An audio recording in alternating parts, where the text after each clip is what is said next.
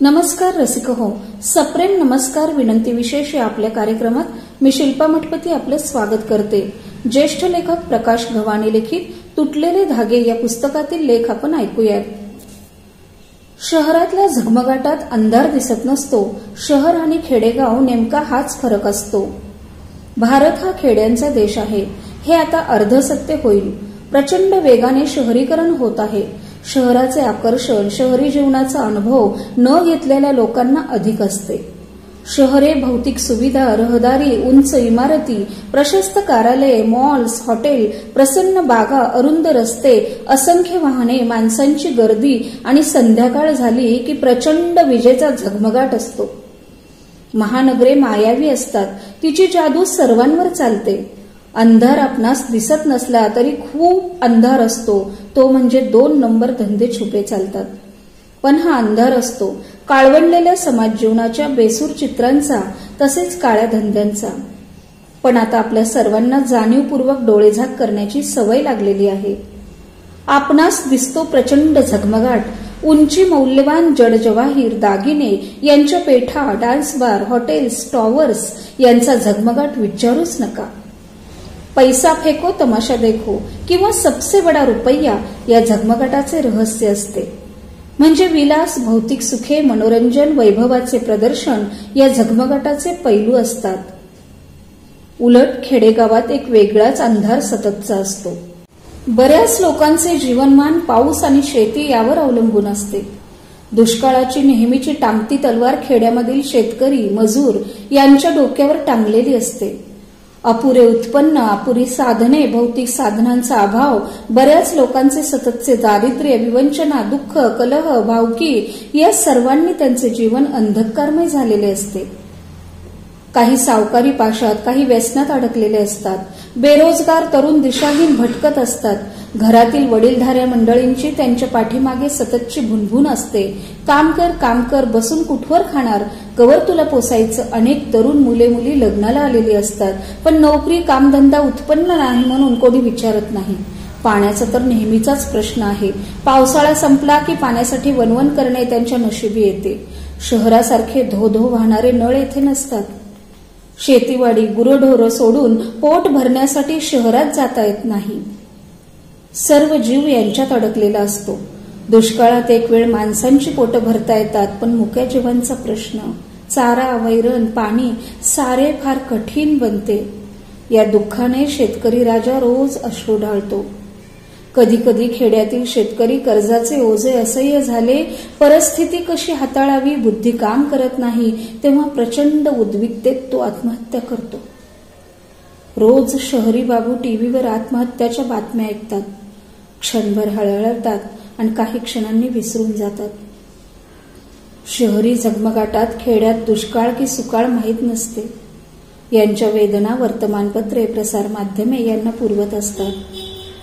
मायबाप सरकारही बऱ्याच अंशी हतबल असते। एकंदरीत समाज जीवनात वर्तमान स्थितीत जी विषमता आहे त्याचेच हे चित्र आहे। अशा पद्धतीने खूप सुंदर लेखन सरांनी या ठिकाणी केलेलं आहे। रसिक हो, आता ऐकूयात अंबरनाथ मुंबईच्या रेश्मा देशपांडे यांनी गायलेलं गीत तूने ओ रंगीले कैसे जादू किया, पिया पिया बोले मतवाला जिया। तूने ओ रंगीले कैसा जादू किया, पिया पिया बोले मतवाला जिया।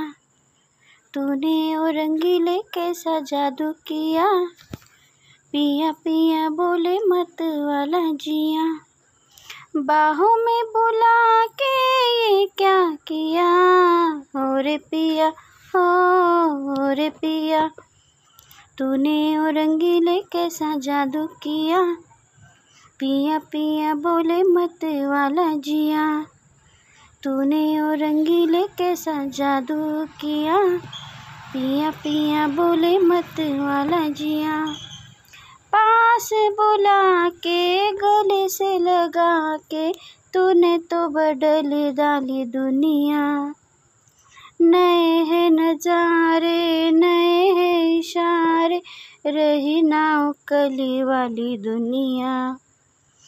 पास बुला के गले से लगा के तूने तो बदल डाली दुनिया। नए हैं नजारे नए हैं इशारे रही ना कली वाली दुनिया। सपने दिखा के ये क्या किया रे पिया ओ रे पिया। तूने ओ रंगीले कैसा जादू किया। पिया पिया बोले मत वाला जिया। तूने ओ रंगीले कैसा जादू किया।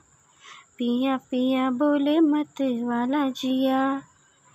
ओ मेरे साजन कैसी ये धड़कन शोर मचाने लगी मन में।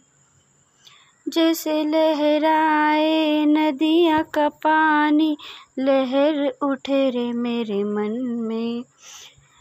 ओ मेरे साजन कैसी ये धड़कन शोर मचाने लगी में।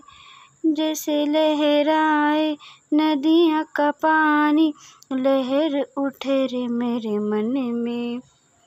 मुझ में समा के ये क्या किया ओ रे पिया ओ रे पिया। तूने ओ रंगीले कैसा जादू किया। पिया पिया बोले मत वाला जिया। तूने ओ रंगीले कैसा जादू किया। पिया पिया बोले मत वाला जिया। बाहों में छुपा के ये क्या किया ओ रे पिया ओ। तूने ओ रंगीले कैसा जादू किया। पिया पिया बोले मत वाला जिया। तूने ओ रंगीले कैसा जादू किया। पिया पिया बोले मत वाला जिया। रसिक हो, आजी आजोबा दादाताई मिस्टर अँड मिसेस कुटुंबातील प्रत्येकासाठी आपला कार्यक्रम सप्रेम नमस्कार विनंती विशेष। आपल्यालाही या कला अवगत असतील तर नक्कीच रेकॉर्ड करा आणि आम्हाला पाठवा। आम्ही आपल्या प्रतीक्षेत आहोत। आपण आज या ठिकाणी थांबूयात, पुन्हा भेटूयात आपल्या या कार्यक्रमात। तोपर्यंत धन्यवाद।